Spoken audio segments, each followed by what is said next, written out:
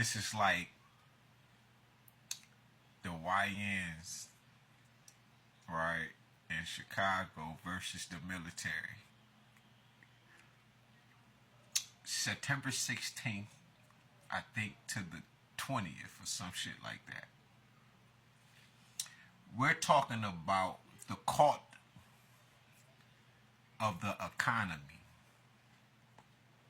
Alright? I'm looking for the book now. I'm about to find it and shit. That ain't the name of the book. But the court of the economy, and you talking about black out the system. It sounds good. But guess what? Who the fuck you think gonna be the one leading the charge?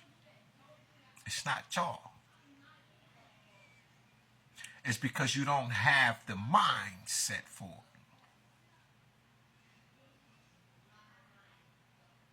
You living in the, I don't know.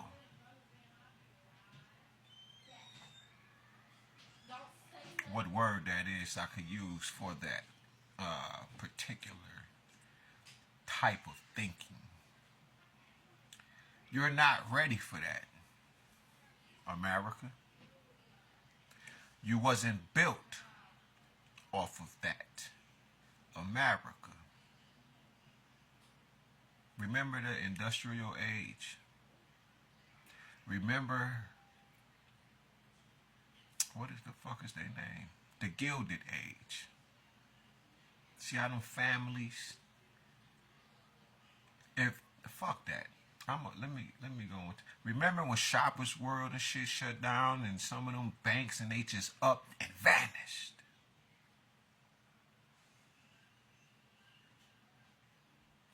You not built to be broken the fuck down. Yes, maybe a few individuals. But every state serves as its own motherfucking country for real.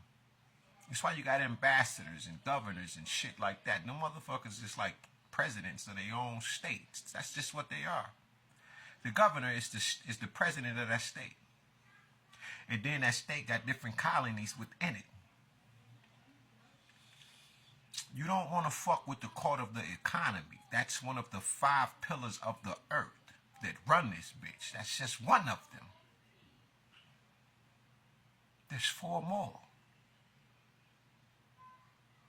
So, man, this shit deep. Y'all talk a lot of shit, but them YNs with them switches and holding to a code, don't act like where there's a will, there isn't a way.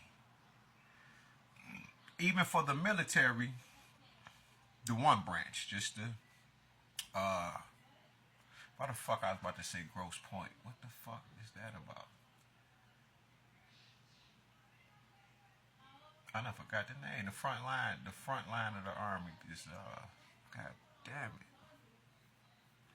So somebody in Grosse Pointe probably got some smoke with me and shit. Need to be slapped the fuck up or something. Cause I'm sick of your little bullshit ass energy. You ain't gonna keep attacking me, bitch, and not revealing your hand. I promise you that. You know when they get to fucking with the kids and shit, man, this you doing too much, man. The kids can't have a regular motherfucking day. My nephew done ran up here. He like, man, somebody messing with the internet.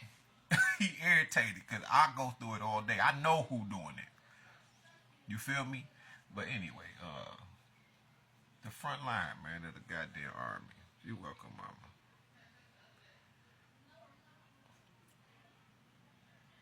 My daughter just now sending a thank you and love you too from the happy birthday that you motherfuckers made me miss. It's because you, as soon as I wake up, I touch my phone.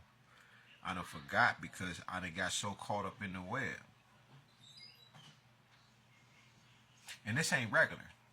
It's what you keep doing to me. It's the fucking problem. It's the trying to crack my motherfucking mind. You know, that's not gonna happen. On a Morpheus tip. This is not that. And this is why when I was younger, I said I wouldn't want no money with how I am. And this was then, not now. But this is why.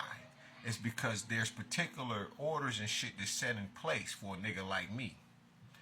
After you have done so much, I'm a Sagittarius. So after I get, that means you, like, just like when I was in the penitentiary, fucking with me, somebody say, man, what, you must have done something to that nigga Black, because he don't fuck with nobody. You did something? Because that nigga don't fuck with it. That nigga soft. He don't fuck with nobody. The nigga probably gonna cry. So he snaps the fuck out. That's it. Huh? White people say, man, that guy's a fucking ticking time bomb.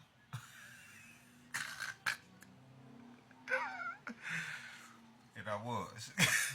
I am, right? But this is why when I was younger, right, I hated money because we never had none. And then I seen how I was, and nobody would give me shit to help me, but they'd make sure my sister's straight and everybody else around me. And I'm looking like, what the fuck is wrong with me? Why won't nobody like my uncle?